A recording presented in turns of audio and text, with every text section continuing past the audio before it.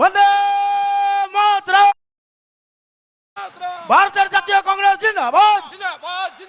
राहुल जी जिंदाबाद। मेरा नेता, देश का नेता, सबका नेता, राष्ट्र नेता राहुल गांधी जिंदाबाद। जिंदाबाद जिंदाबाद मेरा नेता, देश का नेता, सबका नेता, राष्ट्र नेता राहुल जी जिंदाबाद। जिंदाबाद जिंदाबाद।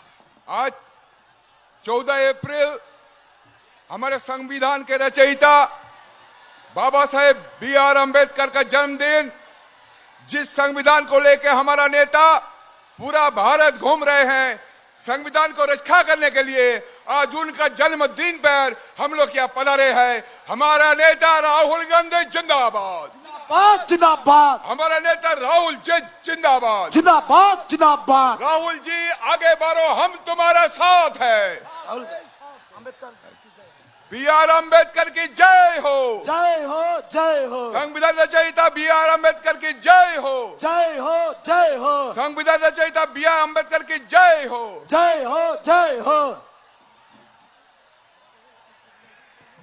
আমাদের মধ্যে অলরেডি উপস্থিত আমাদের গর্ব লোকসভার বিরোধী দলের নেতা তথা আমাদের কণ্ঠস্বর কৃষকদের নেতা জননেতা রাহুল গান্ধীজি।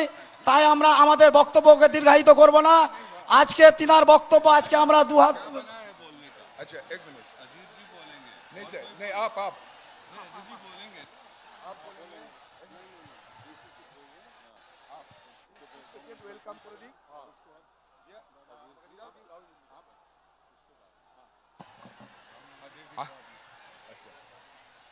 हमारा आज के पूरा धुलियान वासी, शमशेरगंज वासी का ये बहुत बड़ा सौभाग्य की बात है कि हमारे आगामी दिन के भारत के मसीहा जिनको लेके हम लोग सपना देख रहे हैं 2029 का, वो हमारा सपनों का सौदागर हमारा राष्ट्र नायक राहुल जी हमारा मंच पर पधारे हैं। हम मुर्शिदाबाद जिला कांग्रेस की तरफ से, शमशेरगंज ब्लॉक कांग्रेस की तरफ से उनका हार्दिक स्वागत करते हैं। साथ में मीर साहब, अधीर रंजन चौधरी जी और सारे लीडरशिप को हम लोग स्वागत करते हैं। आज का इस दिन में हम हमारे डिस्ट्रिक्ट प्रेसिडेंट श्री मनोज चक्रवर्ती को कुछ बोलने के लिए मंच पे बुलाए हैं। Iron man of India Rahul Gandhi जिंदाबाद। जिंदाबाद। बंगाल आयरन मैन अधीर चौधरी जिंदाबाद। जिंदाबाद जिंदाबाद। मीर साहब और सभी आदमियों, आगामी दिन राहुल गांधीर नेतृत्वे दिल्लीर প্রধানমন্ত্রিত্ব আমরা দখল করব করব করব। আগামী দিন অধীর চৌধুরীর নেতৃত্বে বাংলা দখল করব করব। সেই স্বপ্ন নিয়ে এগিয়ে চলুন। সকলকে ধন্যবাদ। জয় হিন্দ, বন্দে মাতরম।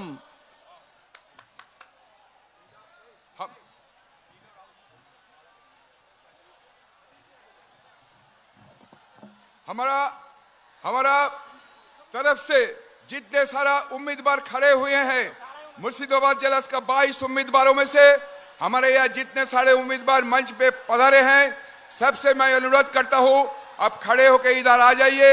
हमारे प्रिय नेता को हमारा माला पहना के उनको हम सादर संभाषण करेंगे। सब खड़े हो जाइए।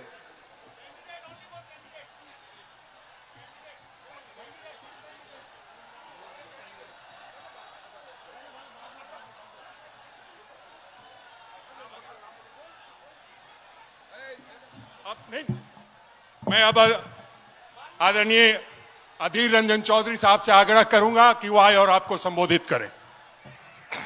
শামশেরগঞ্জের এই ঐতিহাসিক সভায় আজ আমাদের সকলের নেতা, দেশের নেতা, রাষ্ট্রের নেতা, গরিবের নেতা, শ্রমিকের নেতা, কিষাণের নেতা, সকলের নেতা রাহুল গান্ধীজি আজ এখানে এসেছেন। আমরা তাকে আজ বলতে দেব। আমরা এখানকার স্থানীয়, আমাদের কথা অনেক আপনারা শুনেছেন। আজ আমরা সকলে মিলে রাহুলজির কথা শুনবো। শুধু একটা কথা বলবো, যে আপনারা কি বিশ্বাস করেন যে আগামী দিনে ভারতবর্ষের মসনদ থেকে নরেন্দ্র মোদীকে হটানো যাবে রাহুল গান্ধীর নেতৃত্বে? বিশ্বাস করেন কি করেন না? যদি বিশ্বাস করেন তাহলে হাত উঠিয়ে বলে দিন রাহুল গান্ধীকে আমরা আপনার পাশে আছি। হাত উঠিয়ে বলুন।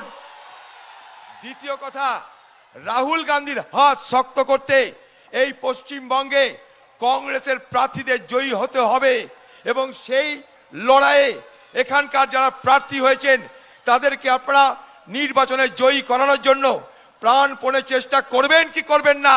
আপনারা হাত তুলে বলুন। তাই রাহুল गांधी যেখানে आंधी হয় সেখানে राहुल गांधी परिवर्तन की आंधी होते हैं।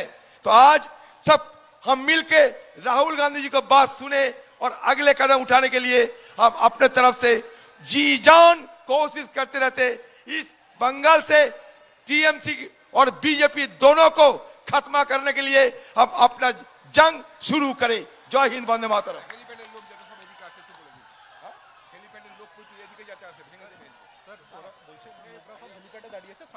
হেলিপ্যাডে যারা দাঁড়িয়ে আছেন চলে আসুন সামনে, রাহুল গান্ধীজি বক্তব্য রাখবে। হেলিপ্যাডে যারা আছেন চলে আসুন, দৌড়িয়ে চলে আসুন, রাহুল গান্ধীজি বক্তব্য রাখবে।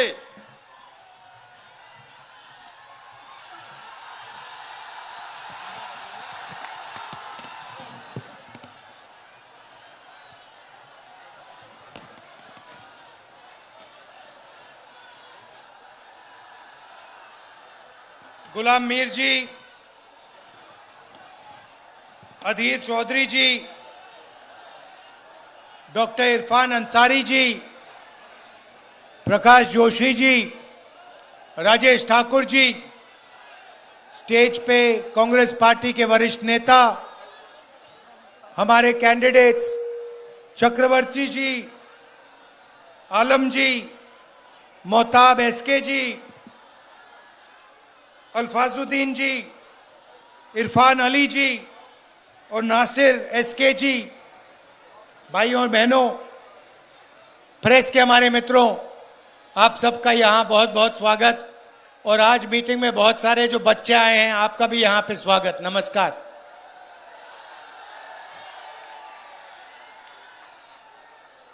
देश में दो विचारधाराओं की लड़ाई चल रही है। एक कांग्रेस पार्टी जो चाहती है कि देश में एकता, मोहब्बत, भाईचारा हो, और दूसरी तरफ बीजेपी, आरएसएस जो नफरत भरा देश चाहते हैं, हिंसा का देश चाहते हैं, देश को बांटना चाहते हैं। लड़ाई इन दोनों के बीच में है।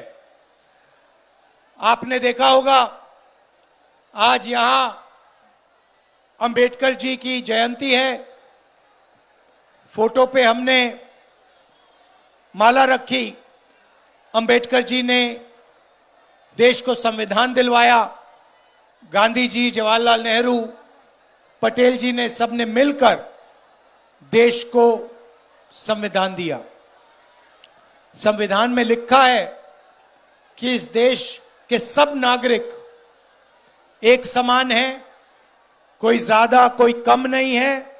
सब धर्म, सब जात, सब भाषाएं एक हैं, एक जैसी हैं, और सबको एक जैसी जगह मिलनी चाहिए।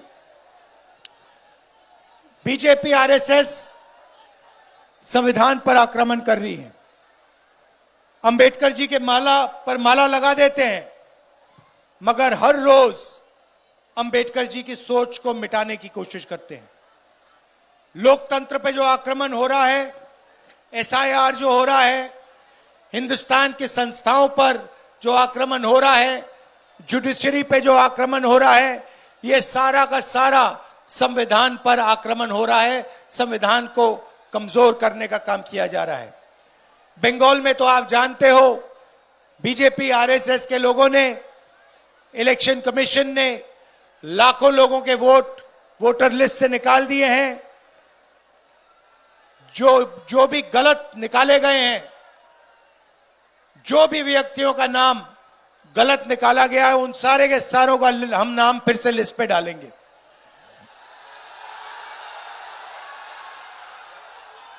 भाई और बहनों, नरेंद्र मोदी अपने आप को देशभक्त कहता है।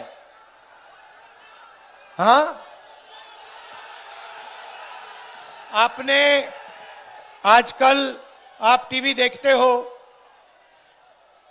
मीडिया देखते हो, आपने नरेंद्र मोदी का चेहरा देखा आजकल?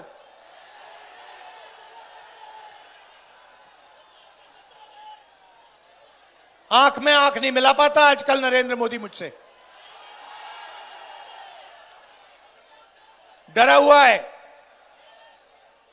भाई और बहनों, यूएस इंडिया डील पे भाषण हो रहा था पार्लियामेंट हाउस में। एप्स्टीन का नाम सुना आपने? सुना है ना? नरेंद्र मोदी के जो चरित्र है उसकी सच्चाई एप्स्टीन फाइल में बंद पड़ी हुई है।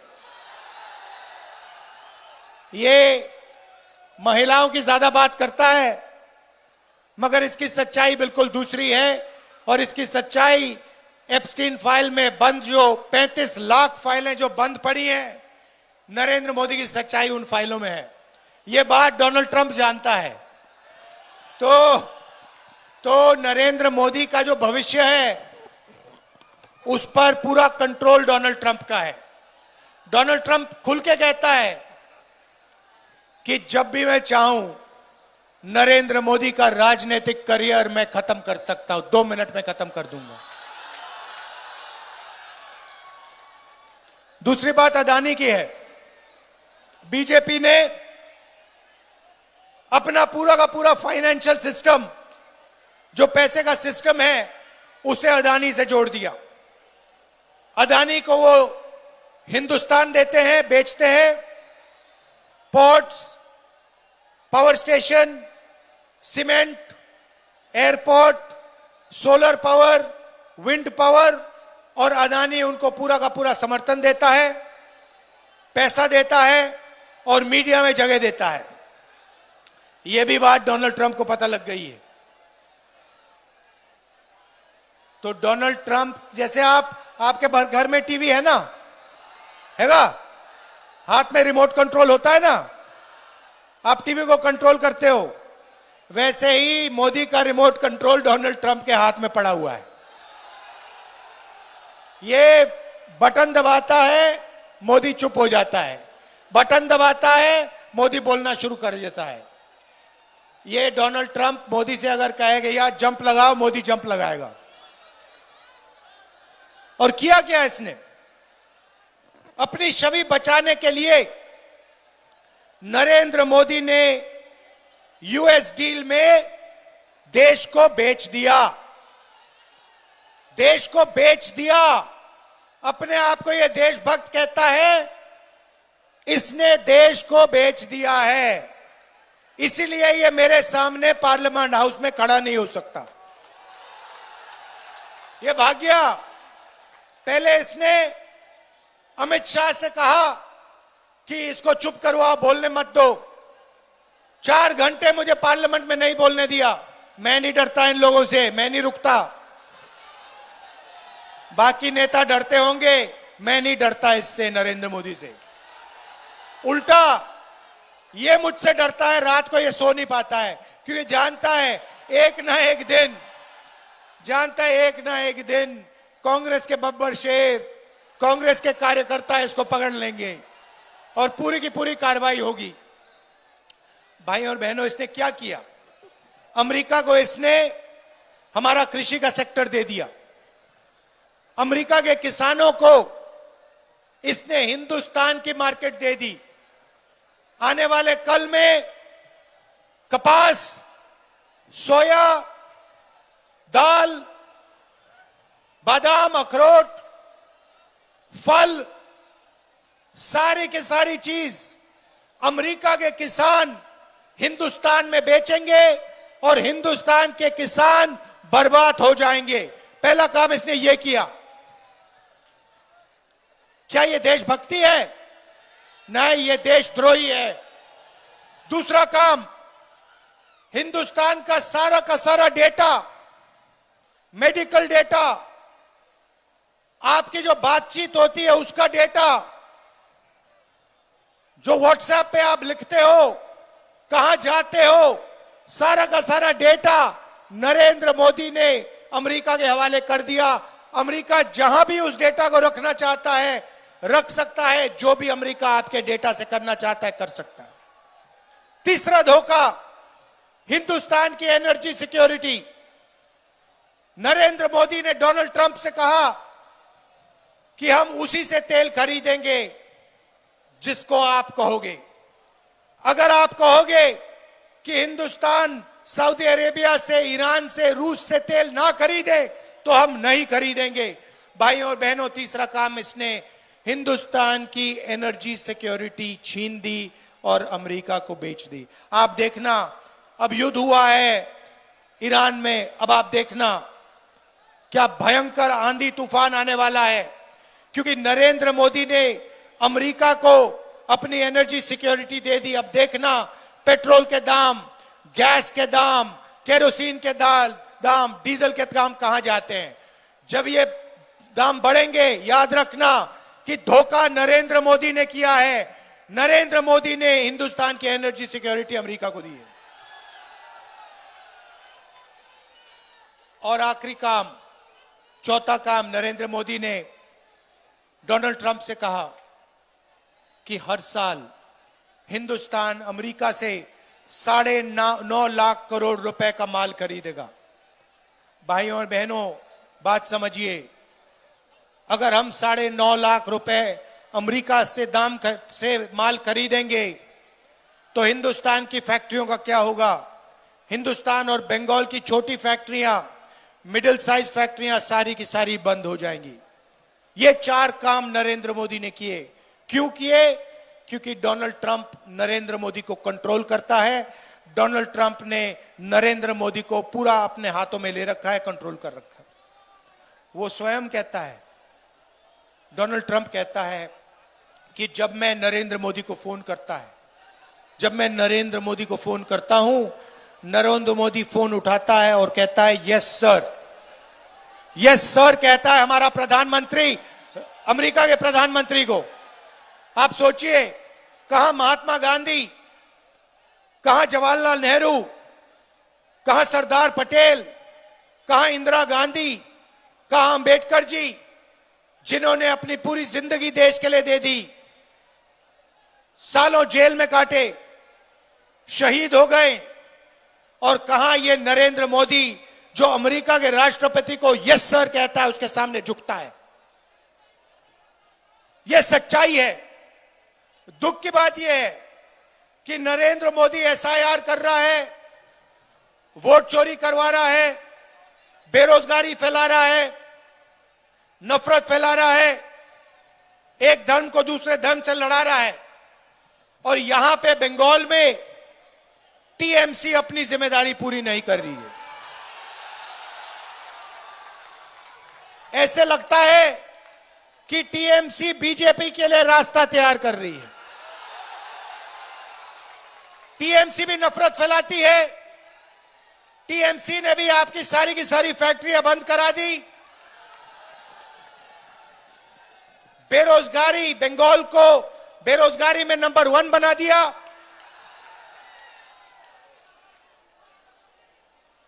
और भ्रष्टाचार की तो बात ही नहीं शुरू की मैंने। नरेंद्र मोदी सबसे भ्रष्ट प्रधानमंत्री है, तो यहां पे बंगाल में भी भ्रष्टाचार का रिकॉर्ड तोड़ दिया गया है। शारदा स्कैम, 17 लाख इन्वेस्टर्स का पैसा छीना, 1900 करोड़ रुपए उनके लिए उनको वापस नहीं दिए। Rose Valley chit fund scam, 31 lakh investors का पैसा छीना, 6,600 करोड़ रुपए उनसे लिए। इलीगल माइनिंग, ट्रांसपोर्ट, झारखंड से कोयला और गुंडा टैक्स, ये टीएमसी की सच्चाई है भाइयों और बहनों। बंगाल की जनता के लिए कुछ नहीं होता। अगर आप टीएमसी के किसी गुंडे को जानते हो किसी नेता को जानते हो तो आप काम करा सकते हो, मगर अगर आप टीएमसी के गुंडों को नहीं जानते, टीएमसी पार्टी के नहीं हो, उनके नेताओं को नहीं जानते, तो बंगाल में आपका कोई काम नहीं हो सकता। और पूरा का पूरा बंगाल सिर्फ पार्टी को चलाने के लिए, बंगाल की जनता के लिए कुछ नहीं किया जाता। आपके लिए बेरोजगारी, भ्रष्टाचार, नफरत और उनके लिए बंगाल का धन। भाइयों और बहनों, टीएमसी सिंडिकेट बंगाल को चलाता है। यह बंगाल की सच्चाई है। आपके चीफ मिनिस्टर ने वायदा किया था कि मैं 5 लाख नए रोजगार दिलवाऊंगी। मिला आपको रोजगार? मजाक है। उल्टा 84 लाख युवाओं ने एम्प्लॉयमेंट अलाउंस के लिए एप्लीकेशन भरी है। एक तरफ ममता जी कह रही हैं कि मैं बेरोजगारी मिटाऊंगी, 5 लाख युवाओं को रोजगार दूंगी, वो 2021 में कहा था। दूसरी तरफ 84 लाख बंगाली युवा अनएम्प्लॉयमेंट अलाउंस के लिए फॉर्म भर रहे हैं।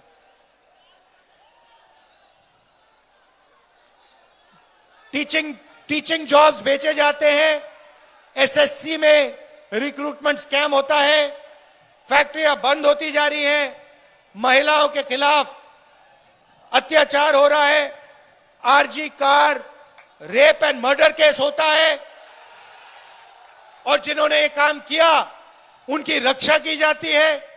बंगाल में कोई अकाउंटेबिलिटी नहीं है। पॉलिटिकल वायलेंस जितना भी उनको करना है वो करते हैं।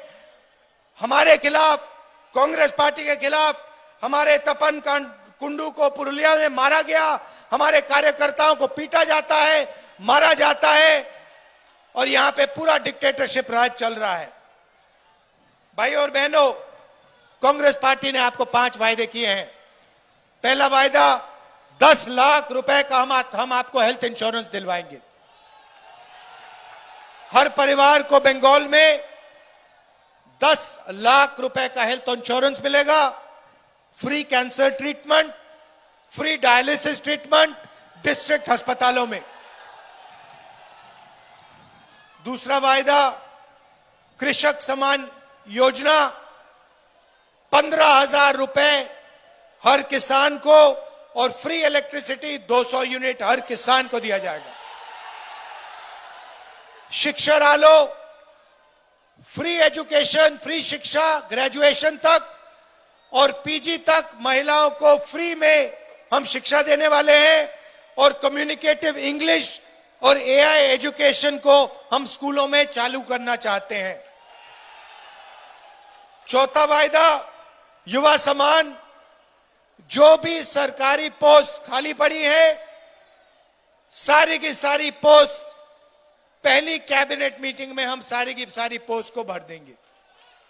इंटर्नशिप अपॉर्चुनिटीज और एआई सेंटर हर डिस्ट्रिक्ट में युवाओं के लिए कांग्रेस पार्टी खोलेगी, और हर महिला को 2,000 रुपए कैश ट्रांसफर बैंक अकाउंट में कांग्रेस पार्टी देने जा रही है। भाइयों और बहनों, अंत में विचारधारा की लड़ाई है। बीजेपी जानती है कि तृणमूल पार्टी उनको देश में नहीं हरा सकती है, देश में नहीं रोक सकती है। बीजेपी जानती है कि देश में सिर्फ कांग्रेस पार्टी बीजेपी को हरा सकती है, उनकी विचारधारा को खत्म कर सकती है। आप कांग्रेस पार्टी को पूरा समर्थन दीजिए, हमारे कैंडिडेट्स को विधानसभा में पहुंचाइए और बंगाल को बदलने का काम कीजिए। आप जानते हो भाइयों और बहनों, मैं 4,000 किलोमीटर नफरत मिटाने के लिए चला हूं, कन्याकुमारी से कश्मीर।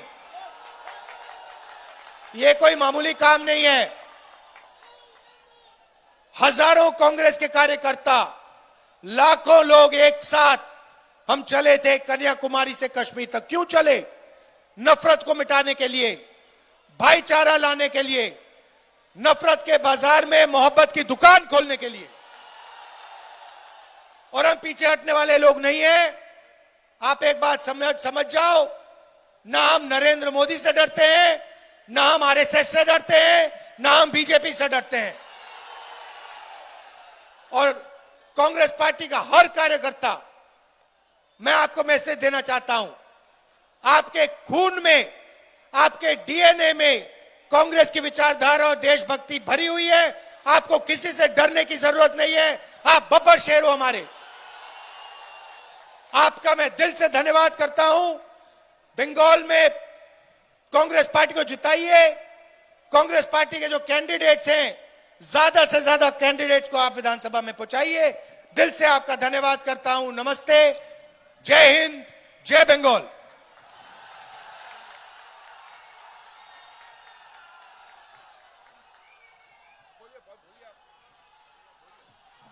अब मैं सभी उम्मीदवारों से आग्रह करूंगा कि वो आए और आदरणीय राहुल गांधी जी को माला पहनाने का काम करें। आइए, स्वागत कीजिए आदरणीय राहुल गांधी जी का।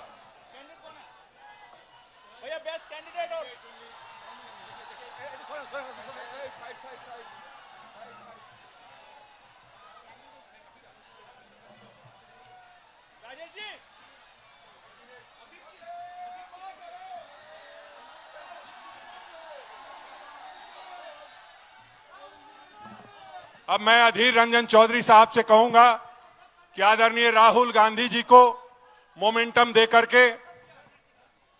दे करके स्वागत करेंगे। आदरणीय अधीर रंजन चौधरी साहब।